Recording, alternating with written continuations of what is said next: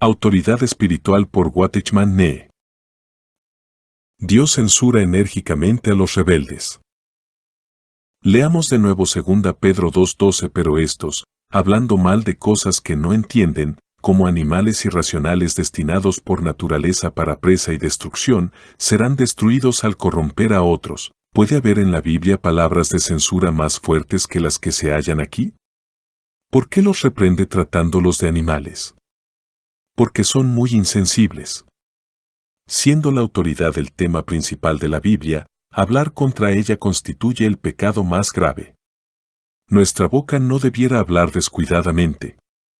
En cuanto conozcamos a Dios, nuestra boca estará en sujeción, no nos atreveremos a injuriar a las autoridades. El tener un encuentro con la autoridad crea en nosotros una conciencia de la autoridad, así como el Señor nos hace conscientes del pecado. Las dificultades de la Iglesia se derivan frecuentemente de las palabras difamatorias. El hablar descuidadamente es la causa principal del rompimiento de la unidad de la Iglesia y de la pérdida del poder. Probablemente, la mayoría de las dificultades de la Iglesia se deben hoy a las palabras difamatorias, solo una parte menor de las dificultades son problemas reales. En efecto, la mayoría de los problemas de este mundo han sido creados por causa de las mentiras. Si en la Iglesia dejamos de difamar, habremos eliminado la mayor parte de nuestras dificultades. Como necesitamos confesar nuestros pecados delante de Dios y pedirle que nos perdone. Es preciso que terminemos completamente con nuestras palabras injuriosas delante de Dios. ¿Acaso alguna fuente hecha por una misma abertura agua dulce y amarga? Santiago 3:11. De los mismos labios no deben salir palabras cariñosas y palabras denigrantes. Ojalá ponga Dios vigilancia en nuestros labios, y no solamente en nuestros labios sino también en nuestro corazón, para que seamos librados de pensamientos rebeldes y palabras injuriosas. Quiera Dios que eliminemos para siempre a las palabras injuriosas. 2. Las razones. Pues no habían aún nacido, ni habían hecho aún ni bien ni mal, para que el propósito de Dios conforme a la elección permaneciese, no por las obras sino por el que llama, se le dijo, el mayor servirá al menor. Como está escrito, a Jacob amé, mas a Esaú aborrecí. ¿Qué, pues, diremos? ¿Qué hay injusticia en Dios? En ninguna manera. Pues a Moisés dice, tendré misericordia del que yo tenga misericordia, y me compadeceré del que yo me compadezca. Así que no depende del que quiere, ni del que corre, sino de Dios que tiene misericordia. Porque la Escritura dice a Faraón, para esto mismo te he levantado, para mostrar en ti mi poder, y para que mi nombre sea anunciado por toda la tierra. De manera que de quien quiere, tiene misericordia, y al que quiere endurecer, endurece. Pero me dirás, ¿por qué, pues, inculpa, porque ¿quién ha resistido a su voluntad? Más antes, oh hombre, ¿quién eres tú, para que alterques con Dios? Dirá el vaso de barro al que lo formó. ¿Por qué me has hecho así? ¿O no tiene potestad el alfarero sobre el barro? ¿Para hacer de la misma masa un vaso para honra y otro para deshonra? ¿Y que, si Dios, queriendo mostrar su ira y hacer notorio su poder, soportó con mucha paciencia los vasos de ira preparados para destrucción y para hacer notorias las riquezas de su gloria, las mostró para con los vasos de misericordia que él preparó de antemano para gloria, a los cuales también ha llamado, esto es, a nosotros, no solo de los judíos, sino también de los gentiles? Romanos 9:11-24. La difamación procede de la razón. La rebelión del hombre contra la autoridad se manifiesta en palabras, razones y pensamientos. Si no conoce la autoridad, hablará palabras denigrantes, palabras que generalmente se originan en su razón. Cam tenía sus razones para difamar a su padre, pues Noé estaba desnudo. María habló contra Moisés a raíz del casamiento de su hermano con una mujer cusita. Sin embargo, el que se somete a la autoridad vive bajo autoridad y no dentro de lo razonable. Coré y su séquito con 250 dirigentes murmuraron contra Moisés y Aarón, diciendo, toda la congregación, todos ellos son santos, y en medio de ellos está Jehová. ¿Por qué, pues, os levantáis vosotros sobre la congregación de Jehová? Números 16:3. También ellos tenían sus razones, palabras calumniosas como aquellas son producidas generalmente por la razón. Datán y Abiram parecían tener razones más poderosas aún, pues contestaron a Moisés, diciendo, ni tampoco nos has metido tú en tierra que fluye leche y miel, ni nos has dado heredades de tierras y viñas. ¿Sacarás los ojos de estos hombres? Versículo 14. Lo que querían decir era que sus ojos podían ver con más claridad cómo era la tierra allí donde estaban. Cuanto más reflexionaban, tanto más poderosas parecían ser sus razones para desconfiar de Moisés. La razón no puede permitir la reflexión, puesto que lo único que ésta hará será agravarla aún más. La gente de este mundo vive en la esfera de la razón. ¿En qué, pues, nos diferenciamos de la gente mundana si también nosotros vivimos en esa esfera? Seguir al Señor exige la liberación de la razón. Es muy cierto que para seguir al Señor tenemos que sacarnos los ojos de la razón. ¿Qué es lo que gobierna nuestra vida? ¿La razón o la autoridad? Cuando seamos iluminados por el Señor, seremos cegados por la luz, y nuestra razón será desechada. Pablo quedó ciego con la gran luz que lo iluminó en el camino a Damasco, desde entonces ya no se fió de su propia razón. Moisés jamás se sacó los ojos, sin embargo, actuó como si fuera ciego.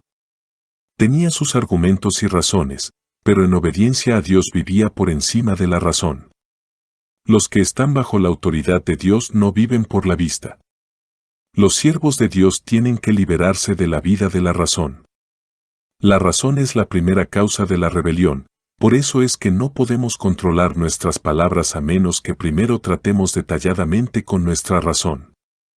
Salvo que el Señor nos libre de la esclavitud de la razón, tarde o temprano diremos palabras denigrantes. Parece fácil hablar de la liberación de la vida de la razón. Pero como seres racionales, ¿cómo podemos refrenarnos de argumentar con Dios? Ello parece sumamente difícil. Razonamos desde la niñez hasta la edad adulta, desde nuestro estado de incrédulos hasta ahora. El principio básico de nuestra vida es el razonamiento. ¿Cómo, pues, podemos dejar de razonar? Dejar de hacerlo requiere literalmente la vida misma de nuestra carne. Es por eso que hay dos clases de creyentes, los que viven en la esfera de la razón y los que viven en la de la autoridad. Preguntémonos, ¿dónde vivimos hoy? Cuando recibimos el mandamiento de Dios, ¿nos detenemos a considerar el asunto para ver si hay razones suficientes para que lo hagamos? ¿O esto no es más que una manifestación del árbol de la ciencia del bien y del mal? El fruto de ese árbol gobierna no solo nuestros asuntos personales, sino que hasta todo lo que Dios ordenó tiene que pasar por nuestra razón y juicio. Nosotros pensamos por Dios y decidimos lo que Dios debería pensar. Sin duda, este es el principio de Satanás, porque ¿acaso no desea el ser igual a Dios?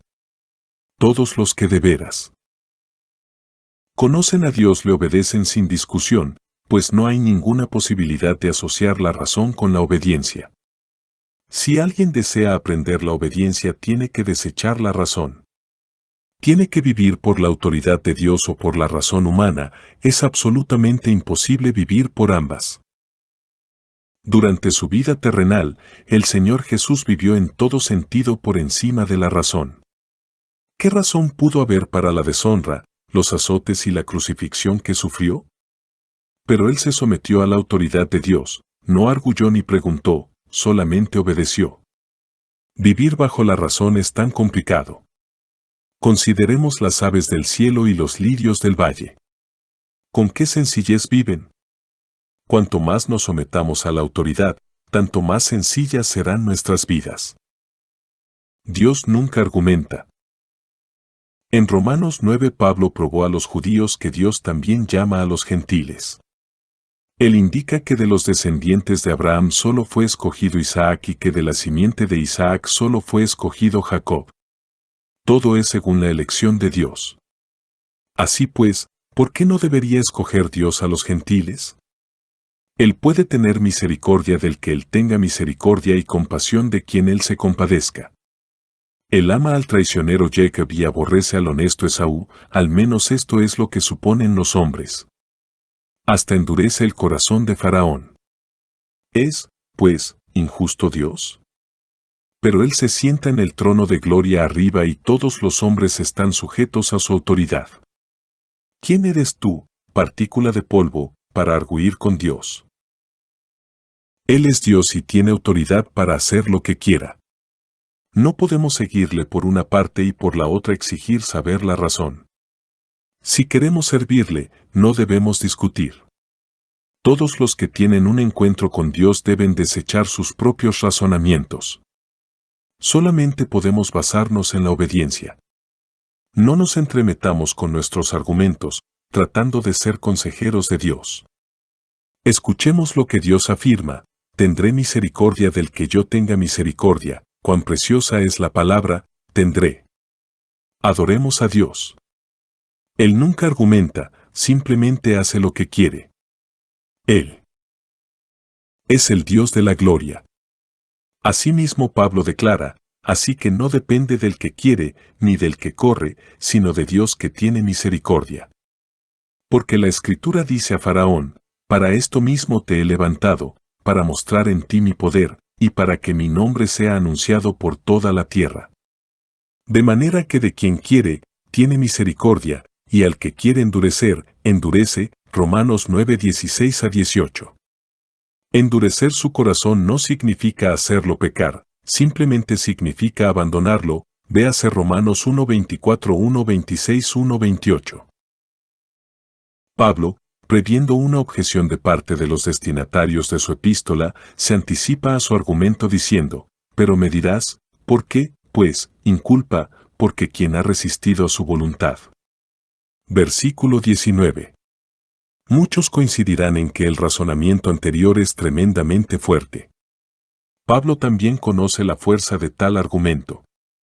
Así que continúa: mas antes, oh hombre, ¿quién eres tú, para que alterques con Dios? Dirá el vaso de barro al que lo formó: ¿por qué me has hecho así? Versículo 20. No contesta su argumento, en cambio, les pregunta: ¿quién eres tú? No dice: ¿qué dijiste? Solamente pregunta: ¿quién eres tú, para que alterques con Dios? Cuando Dios ejerce autoridad no tiene necesidad de consultarnos ni de conseguir nuestra aprobación. Simplemente nos exige que obedezcamos a su autoridad y reconozcamos que si esto es de Dios, es bueno. A los hombres siempre les gusta argumentar, pero ojalá no preguntemos: ¿hay alguna razón real para que seamos salvos? No hay ninguna razón. Yo no quise ni corrí, pero soy salvo. Esto es lo más irracional que puede suceder. Pero Dios tendrá misericordia de quien Él tenga misericordia. El alfarero tiene potestad sobre el barro para hacer de la misma masa un vaso para belleza u obra de arte y otro para usos serviles. Es cuestión de autoridad, no de razón. La dificultad fundamental que hoy día tenemos los hombres es que todavía vivimos basados en el principio de la ciencia del bien y del mal, bajo el poder del razonamiento. Si la Biblia fuera un libro de argumentos, de seguro que discutiríamos todo. Pero en Romanos 9 Dios abre la ventana del cielo y nos ilumina no para arguir con nosotros sino para preguntarnos: ¿quién eres tú? La gloria de Dios nos libra de la razón. No es fácil que los hombres se libren de las palabras denigrantes, más difícil aún es que se libren de los razonamientos. Cuando era joven, frecuentemente me ofendía por las cosas irrazonables que Dios hacía. Posteriormente leí Romanos 9 y por primera vez en mi vida tuve un pequeño contacto con la autoridad de Dios. Comencé a ver quién era yo, solamente un ser creado por Él. Y me dije: ¿cómo me atrevo a replicarle impertinentemente con mis palabras más razonables? El que está por encima de todo vive en gloria inaccesible. Una vislumbre de un poco de su gloria nos pondría de rodillas y nos haría desechar nuestros razonamientos. Solamente los que viven muy lejos de su gloria pueden ser altaneros, los que se sientan en las tinieblas pueden vivir de razonamientos. Pero nadie en todo el mundo puede verse realmente a la luz de su propio ardor. Sin embargo, en cuanto el Señor le conceda un poco de luz y le permita ver un poco de la gloria de Dios, caerá como muerto, como ocurrió una vez con el apóstol Juan. Que Dios tenga misericordia de nosotros para que de una vez por todas entendamos cuán miserables y ruines somos. Entonces no osaremos contestar impertinentemente a Dios. A la reina del sur se le mostró un poco de la gloria de Salomón y se quedó asombrada. Aquí hay uno mayor que Salomón, ¿qué importa mi débil razón? Desde que Adán pecó tomando el fruto del árbol de la ciencia del bien y del mal, la razón ha llegado a ser el principio vital del hombre. Solo después que se nos manifiesta la gloria del Señor venimos a darnos cuenta de que no somos más que perros muertos y masas de barro. Todos nuestros argumentos se desvanecerán a la luz de su gloria. Cuanto más vive una persona en la gloria, tanto menos razona. Si alguien discute mucho, podemos saber que jamás ha visto la gloria. Durante estos años empiezo a aprender que frecuentemente Dios actúa sin razón. Aun cuando no entiendo lo que Él hace, todavía aprendo a adorarlo, porque no soy más que un siervo. Si hubiera entendido todos sus caminos, yo mismo me habría sentado en el trono. Pero una vez que veo que Él está muy arriba de mí, que solo Él es Dios en lo alto, me postro en polvo y cenizas, desapareciendo todos mis razonamientos. De aquí en adelante, solo la autoridad es real para mí, la razón, el bien y el mal ya no gobiernan mi vida. El que conoce a Dios se conoce a sí mismo y por lo tanto es librado de la razón. La manera de conocer a Dios es por medio de la obediencia. Ninguno de los que aún viven en sus razonamientos lo ha conocido. Tan solo los obedientes conocen verdaderamente a Dios. Así es como se elimina el conocimiento del bien y del mal que viene de Adán. De ahí en adelante nos es relativamente fácil obedecer. Yo Jehová vuestro Dios, esta es la razón. En Levítico 18-22, cada vez que ordena que el pueblo de Israel haga ciertas cosas, Dios interpola una frase, yo Jehová vuestro Dios. Significa, hablo así porque yo soy Jehová vuestro Dios. No tengo por qué dar ninguna razón. Yo, Jehová, soy la razón. Si vemos esto, nunca más podremos vivir por la razón. Le diremos a Dios, ya que antes vivía por el pensamiento y la razón, ahora me inclino y te adoro. Todo lo que has hecho, porque eres tú quien lo ha hecho, es suficiente para mí. Después de caer en el camino a Damasco, Pablo desechó todos sus razonamientos. La pregunta que hizo fue, ¿qué haré, Señor? De inmediato se somete al Señor. Nadie que conozca a Dios discutirá, porque la luz juzga y desecha a la razón. El discutir con Dios implica que Él tiene que obtener nuestro consentimiento para todo lo que hace. Este es el disparate más grande. Cuando Dios actúa no tiene ninguna obligación de decirnos la razón, porque sus caminos son más altos que los nuestros. Si bajamos a Dios con razonamientos, lo perderemos, porque lo haremos uno de los nuestros. En los razonamientos no tendremos adoración, en cuanto falta la obediencia, se pierde la adoración. Al juzgar a Dios con nuestra razón, nos constituimos a nosotros mismos en dioses. ¿Dónde, pues, está la diferencia entre el alfarero y el barro? ¿Tiene el alfarero que pedir el consentimiento del barro para hacer su trabajo? Ojalá que la gloriosa aparición del Señor ponga fin a todos nuestros razonamientos. Autoridad espiritual. Por Watchman Nee. Capítulo 10. Las manifestaciones de la rebelión del hombre. Continuación. 3. Los pensamientos.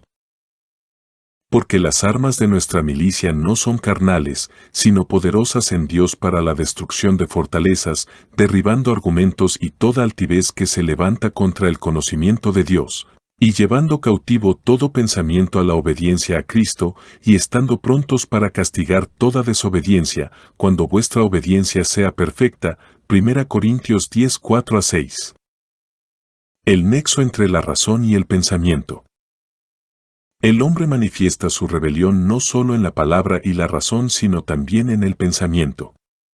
Las palabras rebeldes provienen del razonamiento rebelde y el razonamiento a su vez se origina en el pensamiento.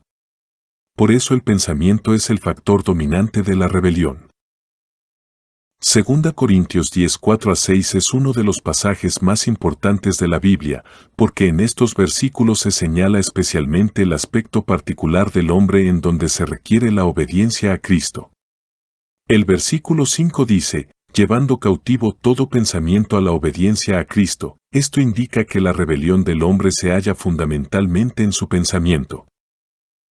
Pablo indica que debemos destruir argumentos y toda altivez que se levanta contra el conocimiento de Dios.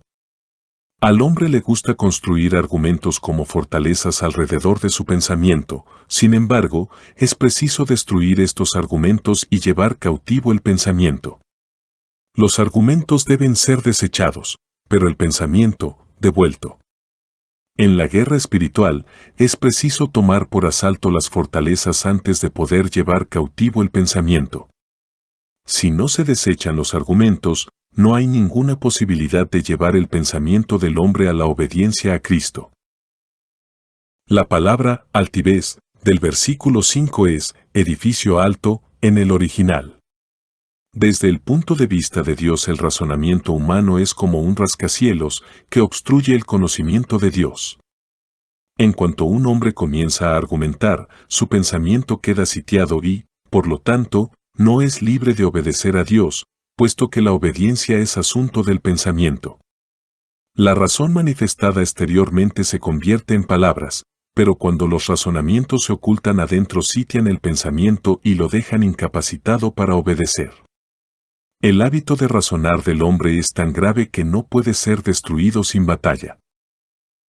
Con todo, Pablo no usa la razón para luchar contra la razón.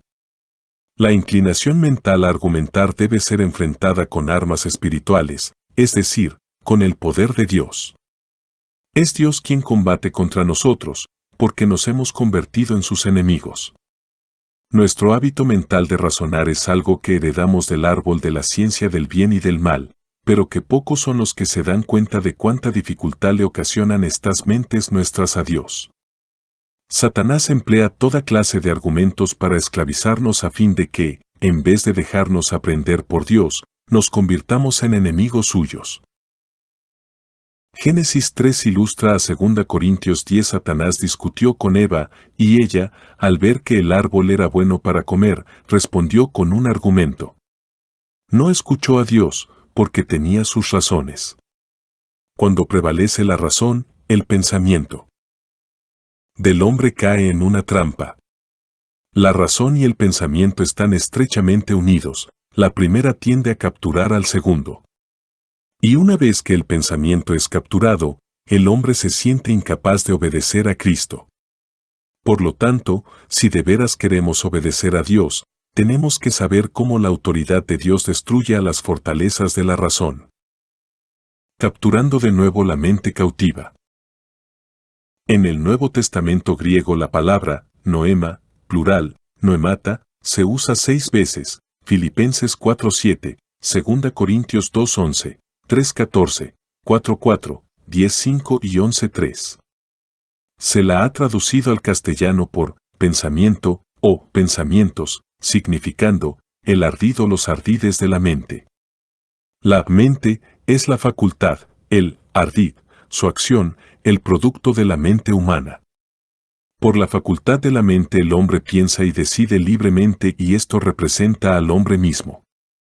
Así que si uno quiere preservar su libertad tiene que decir que todos sus pensamientos son buenos y correctos. No se atreve a exponerlos a la interferencia y, por tanto, tiene que rodearlos de muchos razonamientos. Por eso es que los hombres no creen en el Señor, con mucha frecuencia están aprisionados en la fortaleza de un razonamiento u otro. Un incrédulo puede decir, esperaré hasta que sea bien viejo. 0. Muchos creyentes no se comportan muy bien. Por lo tanto, yo no puedo creer, o bien, todavía no. Esperaré hasta que mueran mis padres. De igual modo, hay razones que los creyentes pueden dar para no amar al Señor. Los estudiantes pueden decir que están demasiado ocupados en sus lecciones, los hombres de negocios, que están demasiado ocupados en sus negocios, a los indispuestos les parece que su salud física está demasiado mala, y así sucesivamente. A menos que Dios destruya estas fortalezas, los hombres jamás serán libertados. Satanás los aprisiona por medio de las fortalezas de los razonamientos. La mayoría de los hombres están detrás de tantas líneas defensivas que son incapaces de abrirse paso hacia la libertad. Solamente la autoridad de Dios puede llevar cautivo todo pensamiento a la obediencia a Cristo. Para conocer la autoridad es preciso destruir primero los razonamientos del hombre. Solo cuando éste comience a ver que Dios es Dios como se afirma en Romanos 9, serán destruidos sus argumentos. Y una vez que sean destruidas las fortalezas de Satanás, no quedará ningún argumento más y los pensamientos del hombre podrán ser llevados cautivos para obedecer a Cristo. Solo después que sus pensamientos son capturados de nuevo puede un hombre obedecer verdaderamente a Cristo. Podemos notar si alguien ha tenido o no un encuentro con la autoridad observando si se ha tratado debidamente con sus palabras, razonamientos y pensamientos. Una vez que uno tiene un encuentro con la autoridad de Dios, su lengua no se atreve a moverse libremente y sus razonamientos y, más que eso, sus pensamientos ya no se pueden expresar libremente tampoco. De ordinario el hombre tiene numerosos pensamientos, todos fortificados con muchos razonamientos. Pero vendrá un día cuando la autoridad de Dios destruirá todas las fortalezas del razonamiento que ha erigido Satanás, y volverá a capturar los pensamientos del hombre para hacerlo un esclavo voluntario de Dios, después de lo cual ya no pensará independientemente de Cristo, le será enteramente obediente. Esto es liberación completa. El que no ha tenido un encuentro con la autoridad frecuentemente aspira a ser consejero de Dios. Tal persona no tiene sus pensamientos capturados otra vez por Dios. A donde vaya, su primer pensamiento consiste en cómo mejorar su situación allí. Sus pensamientos nunca han sido disciplinados, por eso sus razonamientos son tantos y tan seguidos. Tenemos que dejar que el Señor haga una especie de operación quirúrgica en nosotros, para cortar hasta lo más recóndito de nuestros pensamientos, hasta que todos ellos sean llevados cautivos por Dios. Después de eso reconoceremos la autoridad de Dios y no nos atreveremos a razonar ni aconsejar libremente. El ser humano actúa como si en el universo hubiera dos personas que son omniscientes, Dios y él mismo. Es un consejero que sabe de todo. Tal actitud indica claramente que todavía sus pensamientos tienen que volver a ser capturados, que no sabe nada de la autoridad. Si yo fuera una persona cuyas fortalezas de razonamientos hubieran sido realmente derribadas por la autoridad de Dios, ya no podría dar consejos ni tendría interés en hacerlo. Mis pensamientos estarían sujetos a Dios y ya no sería una persona libre. La libertad natural es la base del ataque de Satanás, así que hay que perder el derecho a ella. Estaría dispuesto a escuchar. Los pensamientos del hombre son controlados por uno u otro de estos dos poderes, el razonamiento o la autoridad de Cristo. En realidad, nadie en este universo puede ejercer libremente su voluntad, porque o es capturado por los razonamientos o es aprendido por Cristo. Por lo consiguiente, o sirve a Satanás o sirve a Dios. Si un hermano ha tenido o no un encuentro con la autoridad se puede notar fácilmente observando estas tres cosas. 1. Si usa palabras rebeldes. 2. Si argumenta delante de Dios. Y 3. Si todavía da muchas opiniones. La destrucción de los razonamientos es simplemente el aspecto negativo. Su consecuencia positiva es llevar cautivos todos los pensamientos de uno a la obediencia a Cristo. fin de que ya no ofrezca su propia opinión independiente. Antes yo tenía muchos argumentos para apoyar mis muchos pensamientos, pero ahora ya no tengo argumentos porque he sido capturado. Un cautivo no tiene libertad. ¿Quién presta atención a la opinión de un esclavo? Un esclavo tiene que aceptar los pensamientos de otro, no ofrecer su propia opinión. En consecuencia, los que somos capturados por Cristo estamos dispuestos a aceptar los pensamientos de Dios y no a dar nuestro propio consejo. Asamblea en Santo Domingo Este. Escrito por el hermano Watchman Nee en el año 1951. Para más información comuníquese con este número de WhatsApp. 1-829-747-1995.